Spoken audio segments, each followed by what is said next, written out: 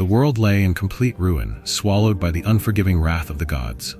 What was once a flourishing civilization, its cities bustling with life and its towering ziggurats touching the sky, had been erased in an instant, vanished as if it had never existed at all. The Great Flood, an unstoppable wave of divine punishment, swept across the land, drowning everything in its path. When the waters finally receded, only silence remained, a world washed clean of its past. For centuries we've been told that the rise of civilization was a triumph of human ingenuity, that cities like Sumer, Egypt, and the Indus Valley were the natural evolution of society. But what if they weren't?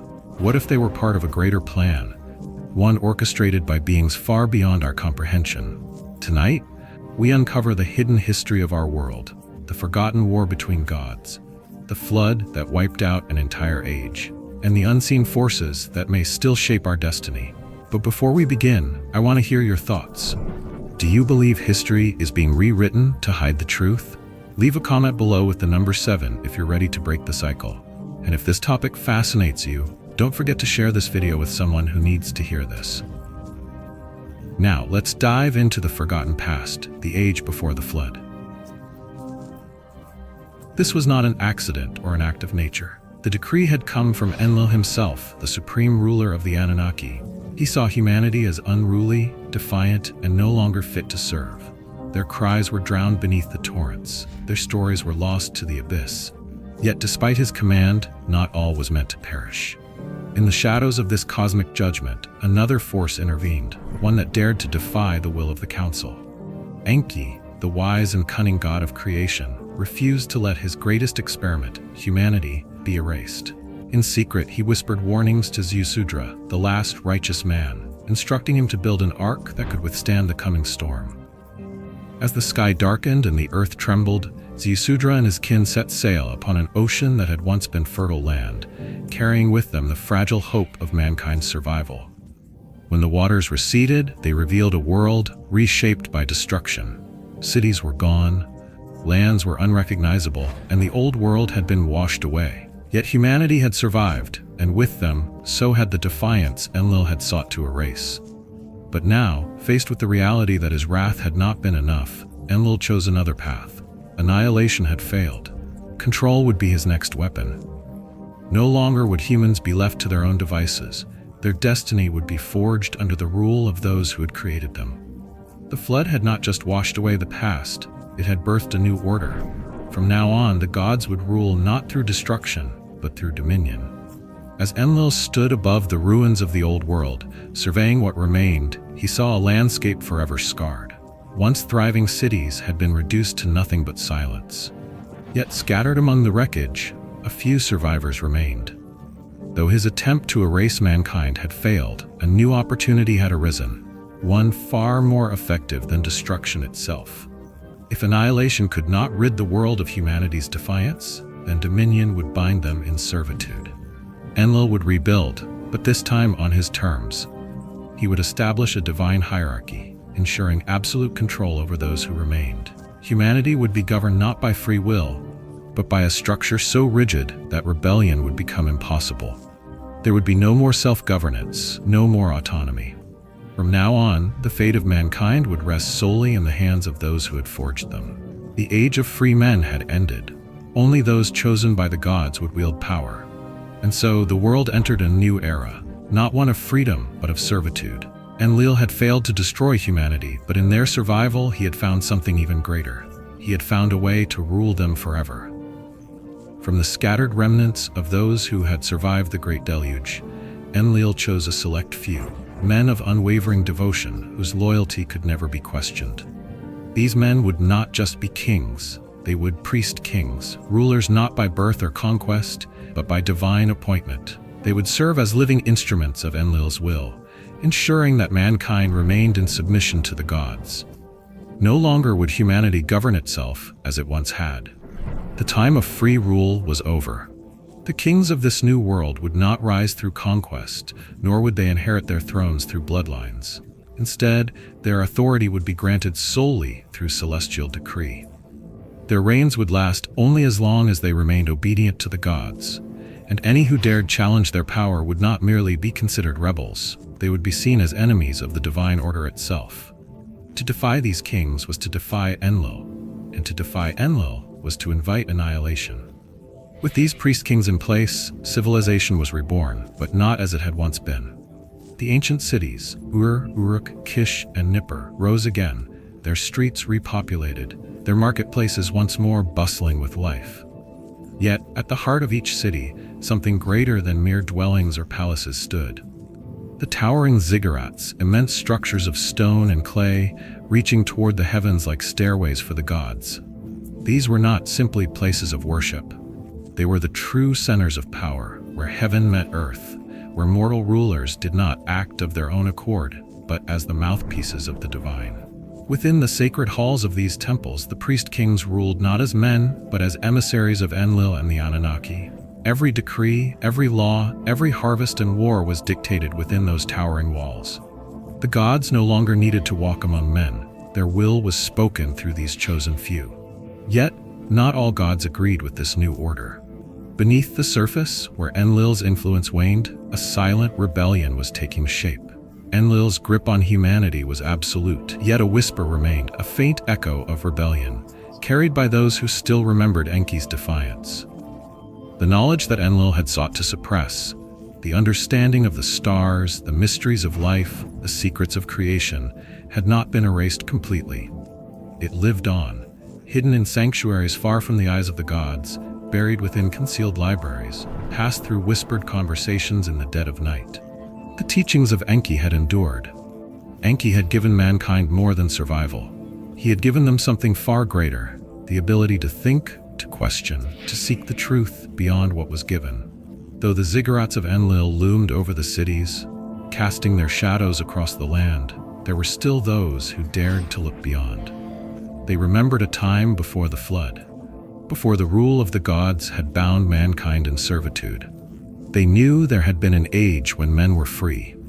And in the darkness, in secret places where Enki's knowledge still flickered like dying embers, there were whispers that one day, that freedom might return. The world that emerged from the Great Flood was one of absolute control, a realm where worship was dictated by law and kings ruled not through conquest, but by divine decree. No longer were rulers chosen by bloodlines or warfare. Instead, they were handpicked to serve as earthly extensions of Enlil's authority, ensuring that humanity remained in unbreakable servitude. The towering ziggurats and sacred altars stood as symbols of this new order, where every aspect of life, law, labor, and even thought was governed by the will of the gods. Yet behind this carefully constructed dominion, an unseen battle was taking shape. It was not a battle fought with weapons, but with ideas. It was a struggle between those who accepted the gods as their masters and those who dared to believe in something greater.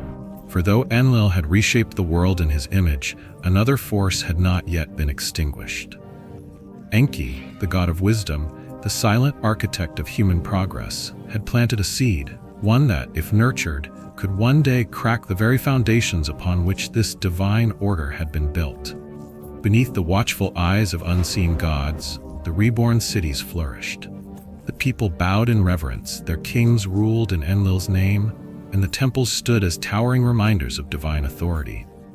But in the hidden corridors of forgotten knowledge, where truth was spoken only in hushed tones, another future was being written. A future not shaped by the will of gods, but by the choices of men. Even as Enlil tightened his grip on the world, whispers spread through the shadows, whispers of forbidden knowledge, of truths buried beneath the weight of divine law. Though his temples loomed over every city, their decrees echoing across the lands, another force was at work, one that neither flood nor fire had been able to destroy. Enki had not forsaken his creation. Where Enlil sought obedience, Enki sought understanding. Where Enlil saw only servants, Enki saw potential. And so, in the dark corners of this world, he sowed the seeds of defiance, not through war or rebellion, but through knowledge. Enki chose his disciples carefully.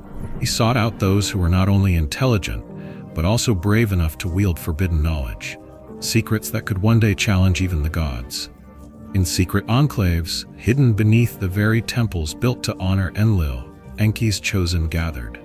By the dim glow of oil lamps, they studied the hidden workings of the universe: astronomy, mathematics, medicine, and engineering, disciplines that one day could elevate mankind beyond the reach of the gods themselves. They recorded their findings on clay tablets, pressing cuneiform script into wet earth before baking them in secrecy, ensuring that their wisdom would endure, even if they themselves did not.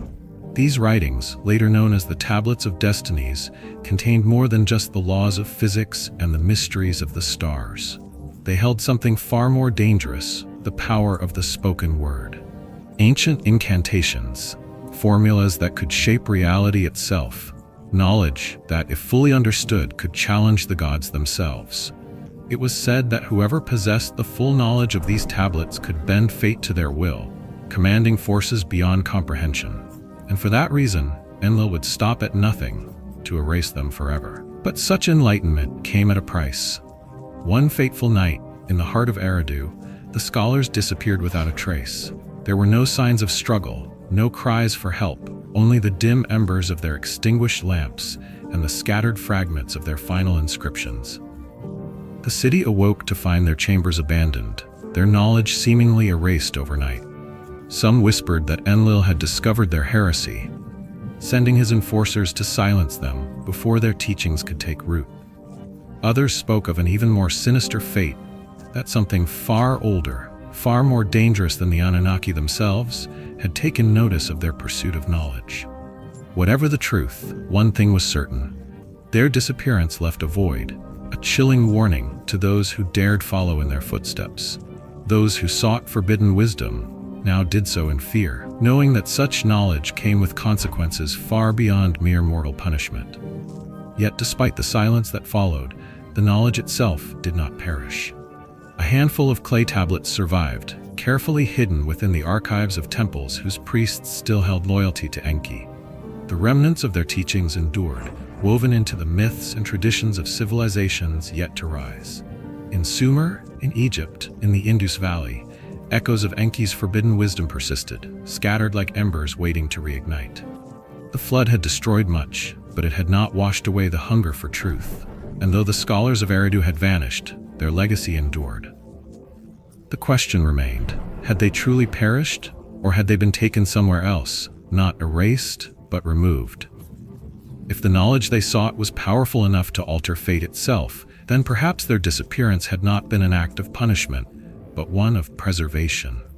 Perhaps they had been hidden away, their wisdom locked beyond the reach of those who would misuse it, waiting for the day when mankind would be ready to reclaim what had been lost. But if that day came, if the lost wisdom of Enki resurfaced, would humanity be prepared for what it would reveal? Or, like those before them, would they too vanish into the darkness, swallowed by forces beyond their comprehension? From the ashes of the Great Flood, where ruin had consumed all that once stood, civilization did not simply rebuild. It was reborn under the gaze of the gods. The world had been reshaped, its past erased by torrents of divine wrath, but the embers of knowledge had not been fully extinguished. Across vast distances, in lands where great rivers carved through fertile soil, three civilizations emerged from the void of destruction: Sumer, Egypt, and the Indus Valley civilization. Though separated by deserts and seas, these great societies bore the same unmistakable marks of influence, as if guided by an unseen hand. Their rulers claimed divine ancestry, their temples mirrored one another in celestial alignment, and their uncanny advancements suggested something beyond mere human ingenuity.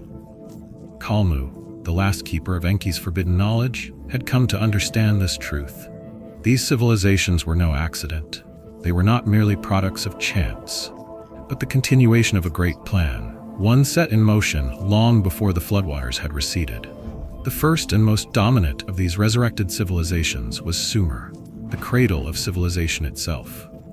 Its cities rose where the Tigris and Euphrates rivers met, their towering walls gleaming beneath the sun, their ziggurats stretching toward the heavens like stairways to forgotten gods. The Sumerian kings did not seize power through conquest or war, but through divine right. Enlil himself had ordained them as rulers, and the people, fearing the fate of those who defied the gods, obeyed without question. The cities of Uruk, Nippur, Kish, and Lagash, were more than mere settlements.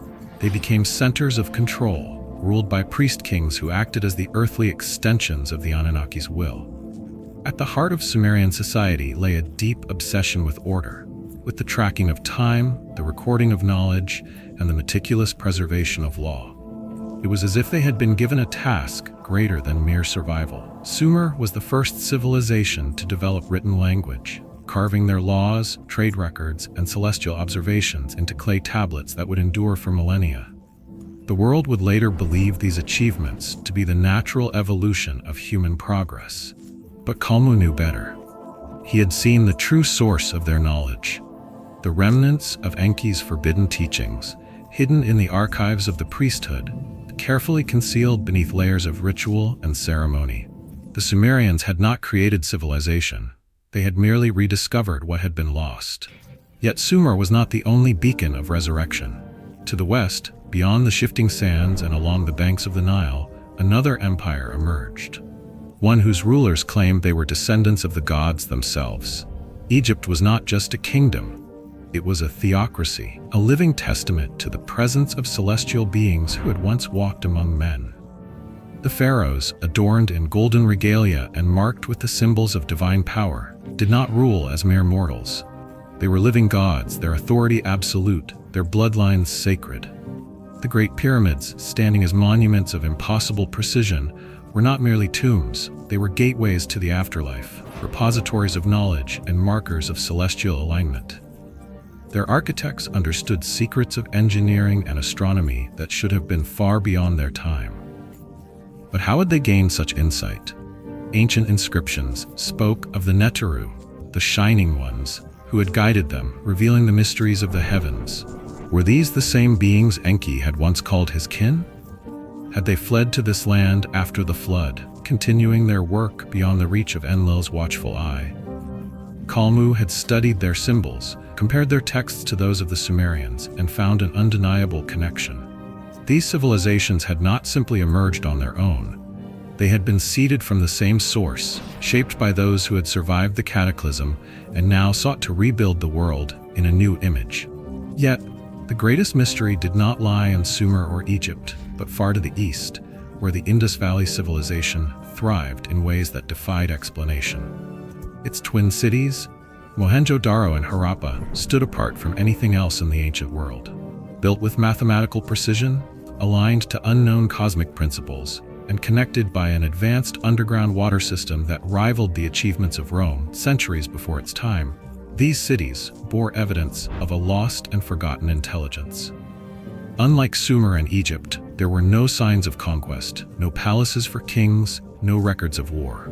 Instead, the society functioned in seamless order, as if guided by something beyond human rule.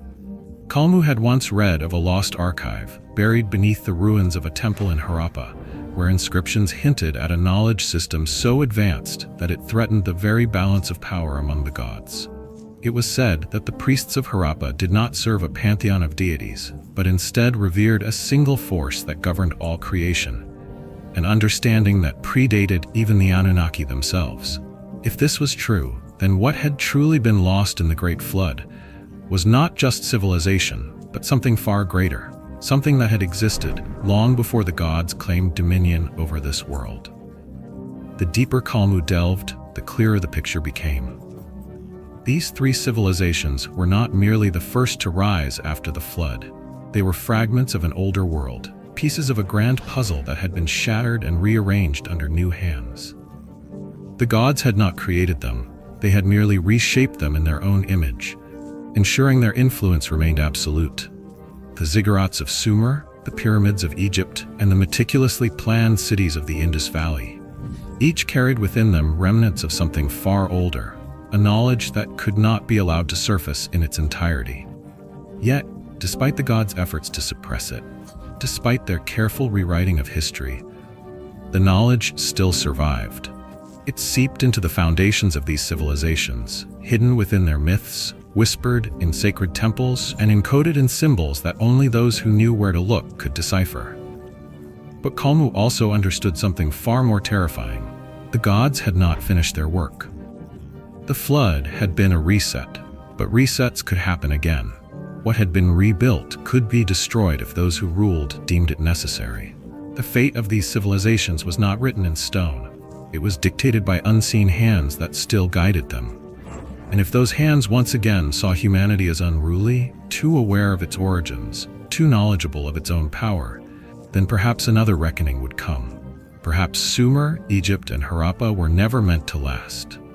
Perhaps they were only temporary structures in a cycle far older than history itself, one destined to begin again. As Kalmu placed the final cuneiform tablet back into its concealed chamber, a realization struck him, one that few men had ever come to understand. The rise of civilization was not merely a triumph of human ingenuity. It was a carefully engineered process, one that had played out before, and one that would undoubtedly happen again. The only question was when. And when that time arrived, when the gods once again chose to reset the world, would mankind be prepared to break the cycle? Or would they, like the lost cities before them, simply become another layer of history, waiting to be rewritten? For centuries, the world has advanced under the illusion of human sovereignty, yet the echoes of an ancient promise continue to linger, a prophecy that speaks not of endings, but of return. Though Sumer, Egypt, and the Indus Valley emerged from the ashes of the Great Flood, their origins remain tied to forces beyond mortal comprehension. The gods shaped these civilizations, not just through governance, but through the very design of their sacred sites, aligning them with celestial bodies as if awaiting a signal or preparing to receive one. The great ziggurats of Mesopotamia, the pyramids of Giza, and the enigmatic ruins of Harappa and Mohenjo-Daro each stands as an anomaly, a relic of knowledge so precise, so mathematically aligned with the stars, that even modern science struggles to explain their creation. Were they merely monuments to the divine, or were they something far more profound? Could they have been watchtowers, not built to honor the gods, but to anticipate their return? Among the cuneiform tablets of Sumer, certain inscriptions hint at a cycle, a pattern that repeats across vast epochs of time. They speak of an age when the gods walked among men, then mysteriously withdrew, only to return when the stars aligned once more. The Enuma Elish, the Epic of Gilgamesh, and the Book of the Dead all share common threads of this prophecy, suggesting that the gods never truly left but instead chose to step away, watching from a distance, waiting for the precise moment to reinsert themselves into human affairs. Was the flood truly a punishment? Or was it a calculated event, a deliberate reset of civilization meant to prepare the world for an inevitable return? If so, what would be the conditions of their reappearance? Would they return as saviors, reclaiming what was once theirs? Or would they come to finish what had begun millennia ago? And more importantly, when they arrive, what will they seek? Many believe the answer lies within the very structures the gods left behind. The pyramids of Egypt, often assumed to be tombs, contain no bodies, no inscriptions of burial rites, only stark, echoing chambers that seem engineered for something else. Were they energy conduits, transmission hubs, or something even more esoteric? Their precise alignments with celestial bodies suggest a purpose beyond mere monuments to the dead. The ziggurats of Sumer, towering like stairways to the heavens, were built with similar precision. Aligned with constellations, they appear less like places of worship and more like beacons, guiding or signaling those who once ruled. Could they have been astronomical observatories, tracking the return of something or someone foretold in ancient prophecy? Then there is Mohenjo-Daro, a city that stood as a marvel of urban planning before its sudden and unexplained destruction. Unlike other ancient settlements, it bears no evidence of war, no signs of invasion, yet its ruins tell a different story. Buildings were scorched, stone structures vitrified, as if exposed to an extreme otherworldly force. Was it the site of an accident, a battle between gods, or was something taken from this place? Something too powerful for humanity to possess. But perhaps the most unsettling revelation comes not from stone but from the sky itself. Ancient texts across civilizations describe the gods departing upon celestial chariots, moving between the heavens as effortlessly as men walk upon the earth. The Sumerians called it Nibiru, a celestial body associated with the return of their creators. The Egyptians spoke of the Duat, the realm of the gods, a place not of death but of transit. The Hindus told of Vimanas, flying palaces and craft capable of crossing vast distances, weapons that unleashed power akin to the fury of the sun. Were these merely symbolic, or do they hint at something far more literal? Did the gods leave because they could? And if they had the means to depart, then surely they also had the ability to return. And if that is true, what happens when they do?